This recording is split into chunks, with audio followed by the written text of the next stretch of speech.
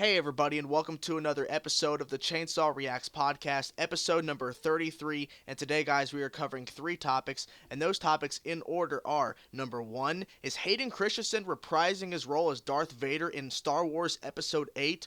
Holy crap. When I saw this piece of information, I knew this would be my first topic for the podcast this week. I'm like, what?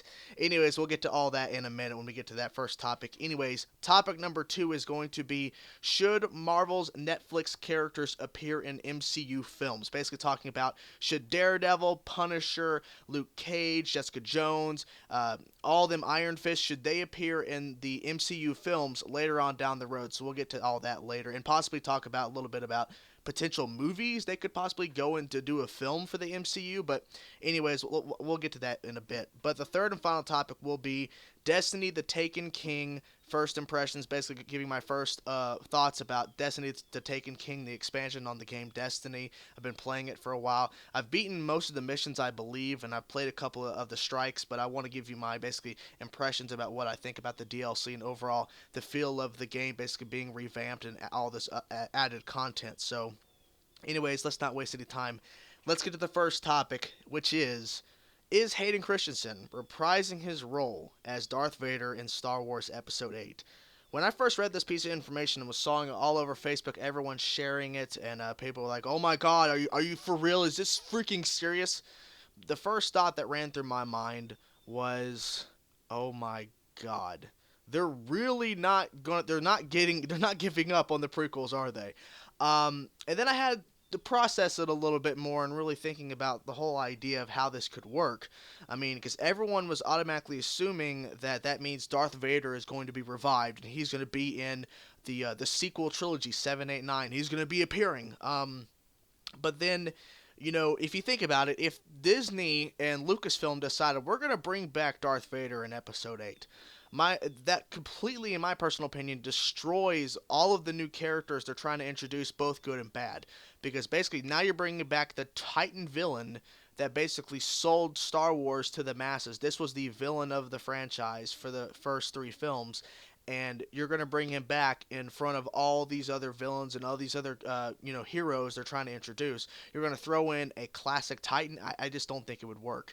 Now, realistically thinking about it, if we're not thinking about what else he could appear in, which is a more logical thing, but I'll get to that in a second, Force Ghost. Because, unfortunately, with these special editions that George Lucas did on the original trilogy of films, 4, 5, and 6, he added a bunch of extra stuff, and he changed the Force Ghost at the end of 6 to having Hayden Christensen as Darth Vader. They basically placed his Force Ghost over the original actor they had as the Force Ghost at the end of 6 after Darth Vader died. So they keep it in continuity. It's Hayden Christensen.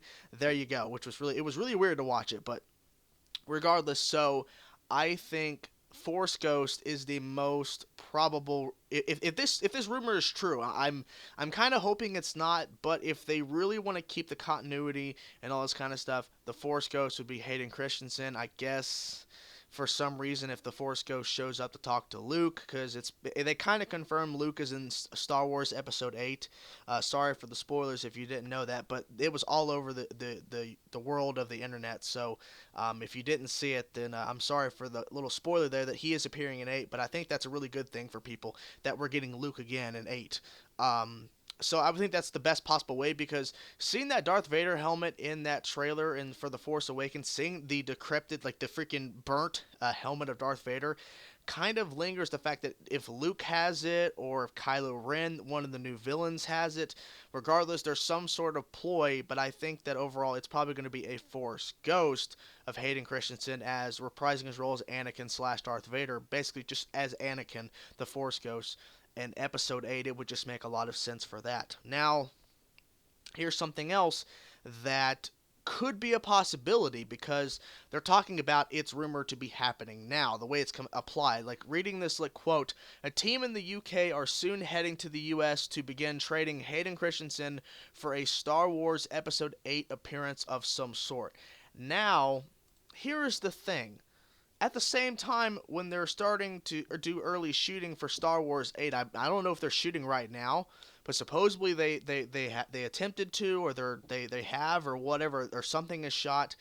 but at the same time, they're heavily involved right now in shooting Star Wars Rogue One, which takes place at the time when Darth Vader was alive. Obviously, because it takes place before Episode 4: A New Hope. So, realistically, if you want Hayden Christensen to reprise the role as Darth Vader to keep in continuity, it's the same actor.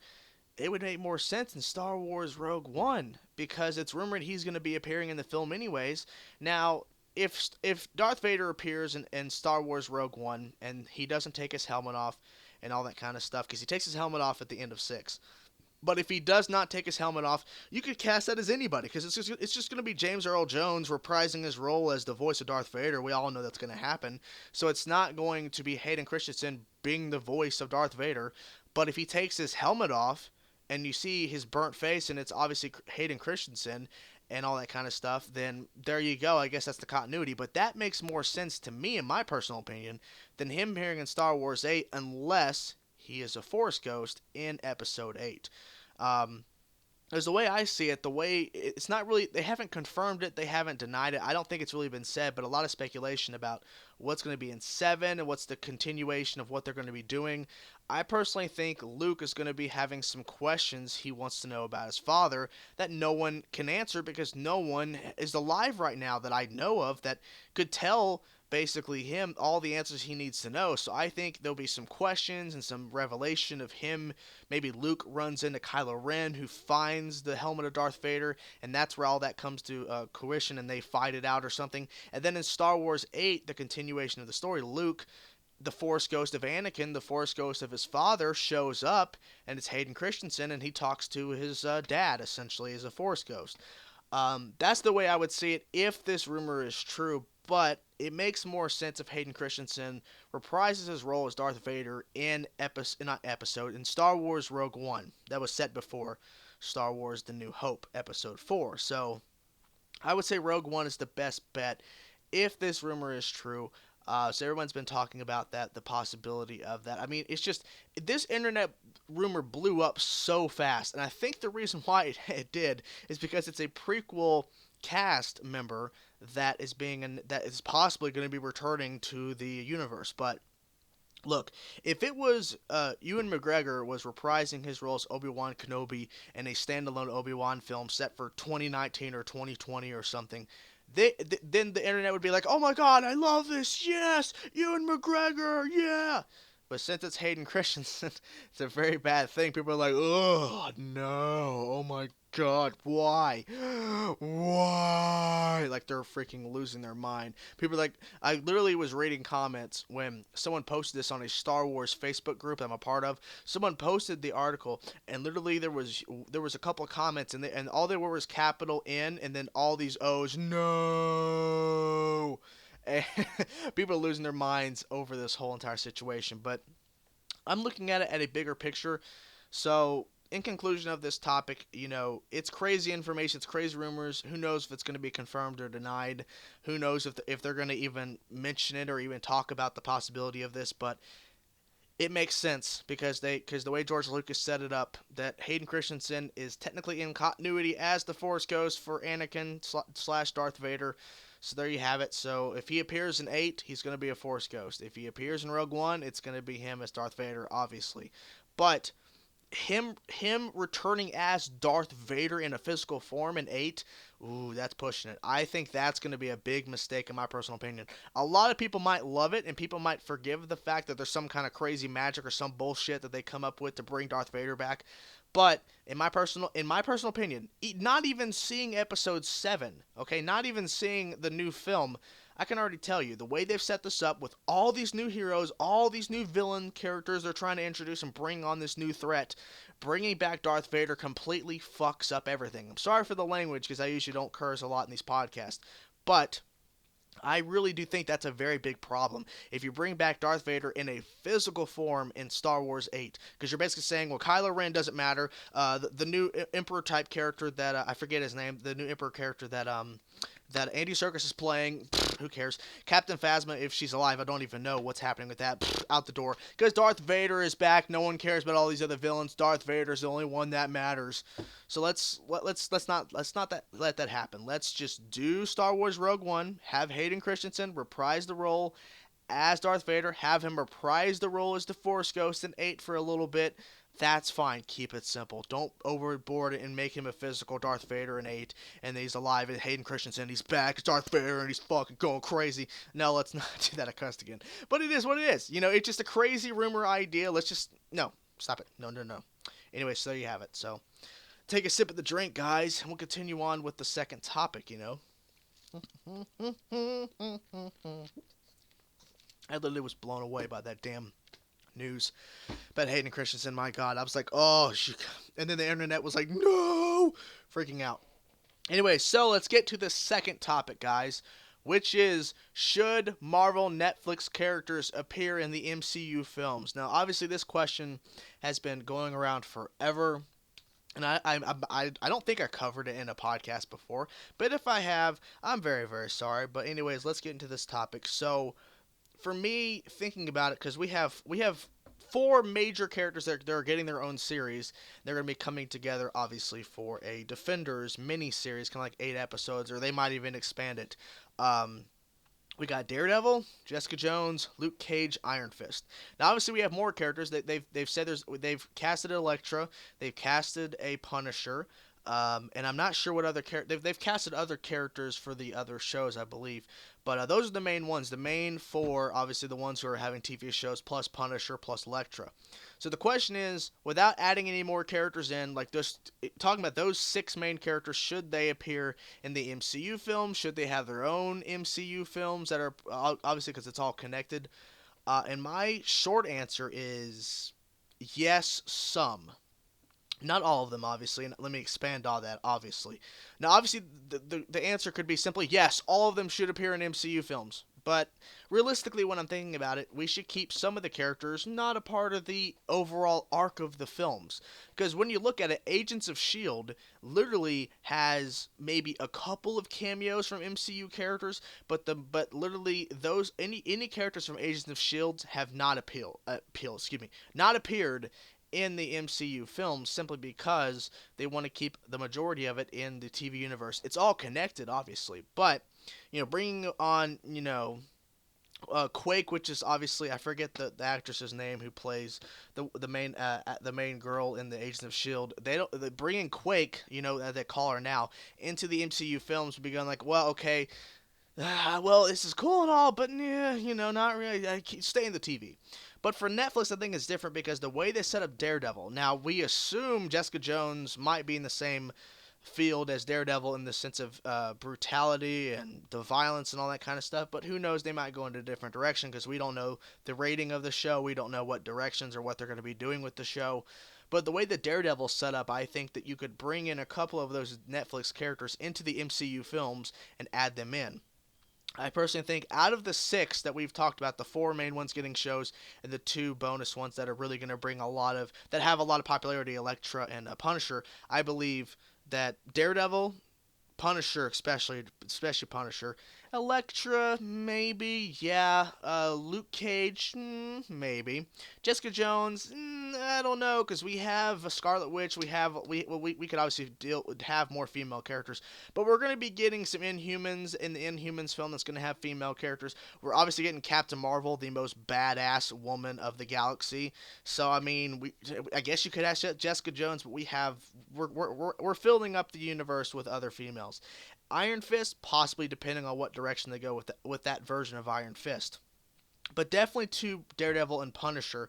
And here's why I really want those 2 especially, and maybe a couple others, but Daredevil and Punisher especially because Daredevil plays a huge role in some of the Spider-Man stories, and I think the way they've kind of set up Daredevil, he's not an older Daredevil, he's kind of a younger Daredevil. He was learning his ways, learning how to be a better hero in Season 1, and we hope to see more of that development in Season 2 coming next year. But the way they could set it up, not in the first Spider-Man film, but they could bring in Daredevil for Spider-Man 2 and have a cool story involving Kingpin, which is, of course, Vincent D'Onofrio. I believe that's his name. Vincent D'Onofrio, who plays Kingpin in Daredevil Season 1. He could come back and be the villain in Spider-Man 2 and have Daredevil involved, possibly Punisher as well. John Berthnall as Punisher, I'm really excited to see how that all goes down. I can't wait to see some promotional art or promotional pictures and trailers for season 2 of Daredevil to see Punisher and all that kind of stuff. That's going to be badass. But I think Punisher and Daredevil will be great in the MCU films. They bring a really cool aspect to the MCU films. Seeing Daredevil and Punisher on the big screen, I think, would be pretty badass, especially in a Spider-Man film, possibly in Avengers: Infinity War, because I think the way I'm not really sure if this is how it's going to happen, but it seems like Avengers: Infinity War might not it might not all take place in space. Now that rhymes, place in space. But I don't think the entirety of the film is going to be in space. I think that the majority of it probably is going to be setting on Earth, and then the space part might just be Guardians of the Galaxy who show up in part 2. Hopefully, if that's the case, they show up in part 2. Then that aspect of space, there you go. And then Thanos is obviously going to be in space, and then he'll come on Earth. I'm assuming that's where he's going to show up on Earth, and that's how all that stuff's going to go down. The crazy hectic fighting.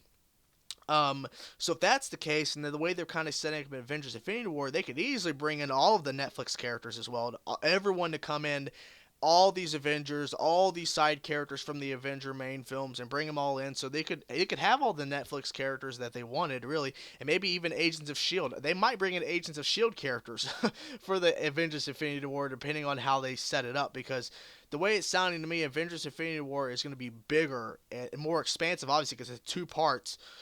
They're going to make it humongous. I can't wait to see when they start announcing Avengers: Infinity War. That's going to be freaking mind-blowing. Because they're going to be filming the film next year, so we'll know who's a part of it by set photos and all that nonsense. We're going to know who's going to be involved in Avengers: Infinity War. So, um, but I think Daredevil and Punisher would be the best bets because Daredevil has a pretty cool aspect. He's not in a sense, a superhero with powers.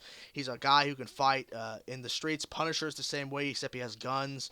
So that'd be really interesting as an aspect to bring into the films. Now, the bigger question is, should the Marvel Netflix characters have their own films? Like, actual theatrical big 2-hour long films for the slates and all that kind of stuff. Like Phase 4, Daredevil, and Phase 4, Punisher, Phase 4, Jessica Jones. I mean, Luke Cage, something like that. That's really iffy for me because the way they've kind of set it up, the stories they're going to be explaining about Daredevil and all these other characters, and we could possibly get a Punisher show if he's really successful in the Daredevil show, or he could just pop up in the other Netflix shows, possibly even Agents of Shield. I mean, who knows? It's all connected, so they could happen.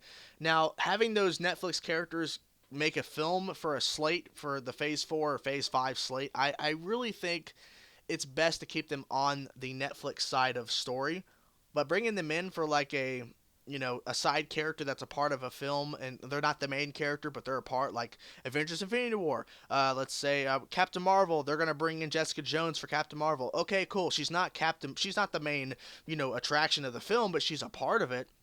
I think that's the best way to handle it. Because having a Daredevil film, you're basically comprising, the 13 episodes, like 13 hours essentially of Daredevil from season 1. You're trying to comprise a story into 2 hours and make it theatrical and have beats and action beats. And there's not a lot of time for these dialogue and these flashbacks and stuff like that to kind of really develop the character in that kind of way. So I think it's best to keep the Netflix characters that are going to have their own TV series, that have their own series, to strictly stick on the shows. Now, since Punisher, as of right now, Punisher and Elektra do not have shows, they're appearing in Daredevil Season 2, but they're not having their own shows yet. So, a Punisher and also an Elektra movie, that's good. Have a Punisher movie, that's fine. But if Punisher gets his own TV series, no, I think it's best if we don't.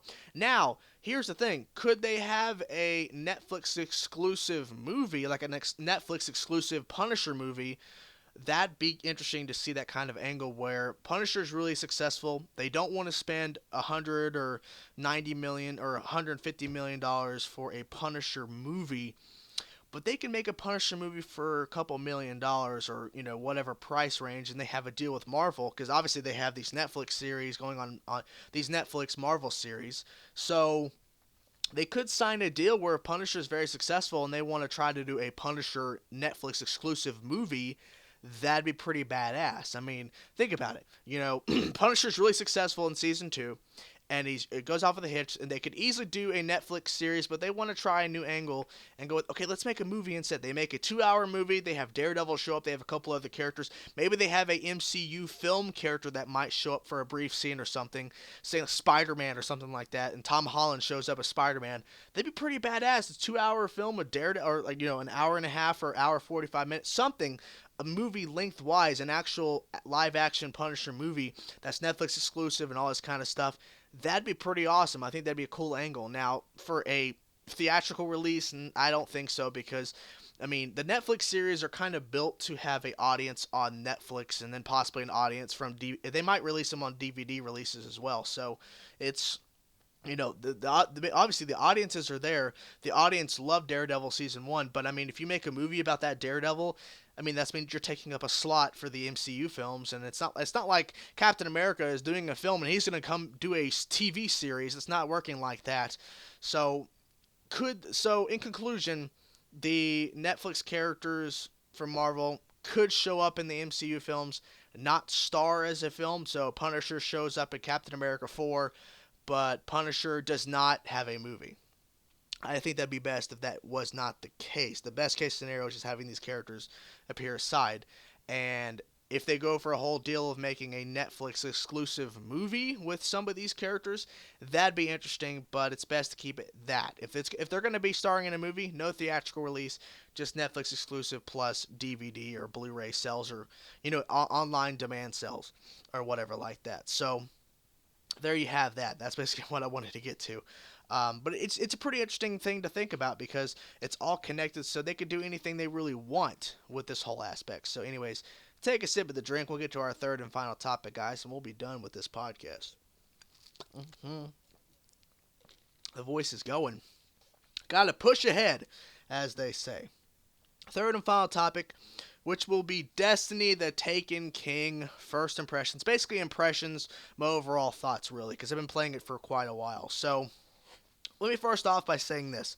I bought Destiny day one on Xbox 360 back when it came out in 2013, I believe. And even though a lot of the content wasn't there, and it was very obvious that, there was supposed to be a lot more involved with it, I still played it and still enjoyed it for the most part. Then when The Dark Below and House of Wolves came out, I did not purchase them on the 360. I bought an Xbox One, and Destiny was on sale, so I bought it for Xbox One. And then eventually I bought the House of Wolves and The Dark Below, the two DLCs that they were promoting. So they had these DLCs they were going to push out. They already knew about these DLCs before the game originally came out. So they had this whole thing about pre-order or buy the season pass for these two DLCs. I'm like, no, I'll think about it. About those DLCs, and those DLCs do not compare to Destiny the Taken King, which is a huge expansion and adds a bunch of, in my personal opinion, great enhancements and great additions to Destiny the game. Now, first of all, campaign-wise for the Taken King, I thought was phenomenal because they actually have story. There's freaking cutscenes, there's some really cool things, there's some new ways of doing these missions, and the missions are more difficult, they're more involved. And I played all of the missions basically with two friends of mine on Xbox Live, and it was a lot of fun. We had a really good time with it. And what's really cool is that once you finish the main campaign, there is bonus objectives with bonus strikes of basically strikes are like longer campaign missions, but there's a boss at the end, and there's some really cool stuff what they would do with those strikes. If you play Destiny, you know what a strike is. They have a new raid, which I have not tried yet. And they have also bonus missions to do after the main campaign. Like, there's more stuff to do with your character besides run around and do multiplayer or run around doing strike playlists or running around doing the campaign missions again on harder mode. They have additional stuff to do, and they found a way to have more bounties and more more variety of things to do with your character. Besides rinse and repeat everything every day, there's more stuff to do. So I like that whole angle because originally with the first two DLCs, The Dark Below and House of Wolves, it wasn't like that. Once you completed the whole edition of the campaign missions, there wasn't any bonus stuff to do. I mean, they only had a couple of things, but the Taken King has really pushed itself to add more content, so you're not constantly getting bored. You can go, okay, well, let's do this mission today, and let's go work on some strike stuff. Let's go work on some these bounties and stuff like that. Let's go do stuff like that. They've added a bunch of new stuff in that aspect. They've added a bunch of new weaponry. Obviously, they changed a really interesting thing that I thought, in my personal opinion, was to me the light level they had originally. They changed a thing called the light level. Like once you hit level 20, I believe was the max level at the time, level 20. Then when you were wearing like rare and legendary and exotic items and stuff like that, your light level increased, which means you increased your level from level 20 to level 22. But it's light because you have the certain gear on, so you're a higher level. And so that's how it was kind of set up. And I personally like the setup for a certain time, and then eventually it got really tiring because you have to basically gamble and just keep gambling and basically rinse and repeat the same thing to try to get the best gear so your level rises up. Now they have a whole new angle where they switched it to where now your level is you only level up by experience and your light level is completely separate. So level 40 is your cap, is the level cap right now, and your light level is depending just on what your weapons are, all your different weapons and all your stuff, your ghost and also your weapon and your armor as well, and all that kind of stuff. It all adds up to a different leveling thing called the light level, and basically that gives you how powerful you are. And you can be level 40 and your light level could be 50, which is bad. I think the max is 300 or even above the light levels above 300 or something around there. My light level right now is like 235, I believe, so I'm doing pretty decent. But obviously there's a lot more stuff I could do to my character and to increase his level, light level and all that kind of stuff to make my character better. But I like the fact that they did change that because now you're still working towards getting better gear, but it's not necessarily attached to your actual overall level as your character. You can max out your character level 40 and have the worst, crappiest armor and worst, crappiest weapons, but yet you're still level 40, but it really doesn't matter. So you have to really push beyond your level of 40 when you've maxed out to keep on trying to get better stuff. So I like that aspect where it's not a constant rush because you don't want to fall behind being level 22 because you're light, because you're not finding good weapons and your friends are like level 30 or whatever back in the day. They've switched that. Gameplay has always been good, obviously, because it's Destiny, and Bungie has always come out with great aspect of the gameplay. But I think the way it's just boiled down, Destiny the Taken King is a better expansion. It's a lot more extra content. And, my impressions are all over the place. I don't sit here and go, well, the mission here and blah, blah, blah, blah, this, and this. Like, look, I just get strictly to the main points of what I like about something and what I don't like. Is there anything I don't like about Destiny the Taken King? I wish there was even more content. But obviously, I haven't even played all of the content yet, so I can't necessarily complain on that aspect. But what I do want to say before I end this podcast is not necessarily talking about Destiny the Taken King, but talking about the overall, this whole Destiny situation. I think Activision, who obviously is working with Bungie on Destiny, I think Activision just basically got greedy. Activision just basically screwed a lot of Destiny players, including myself, because the way they set it up and the way people found out that the Dark Below and House of Wolves, from what I understand, either one of them or both of the DLCs were on the disc locked until you purchased the content, and then you can play it. Basically meaning the content was on your disc. You could technically have access for free if the developers allowed it to, but they didn't, and you had to purchase the $30 season pass or the $40 separate. If you bought the season pass for $30, you're saving $10, but if you don't, you're paying $40 plus tax for both DLCs. So I basically think overall, Destiny, it's getting better. The game is getting better. The Taken King was a nice addition, a lot of extra content. I just think that Activision needs to stay out of Bungie's hands and stay out of what they're trying to do for Destiny. Activision, you'll get your money. If Destiny had all that extra content that was for the DLC that was locked on disc, if that was available day one, I think people would be a lot happier and all that kind of stuff. I think if Activision stays out of Destiny's studio and stays away from trying to market the game and sell the game and add bonus content and all that nonsense and DLC, I think that people would be enjoying Destiny more than they actually are. I think people would actually still be playing if Activision, in my mind, screwed. If they didn't screw the Destiny players, I think Destiny players would still be playing Destiny. But, you know, it is what it is. So there you have it, guys. That is the podcast. Just wanted to get these topics out. I know this podcast is right at 30 minutes, but it is what it is.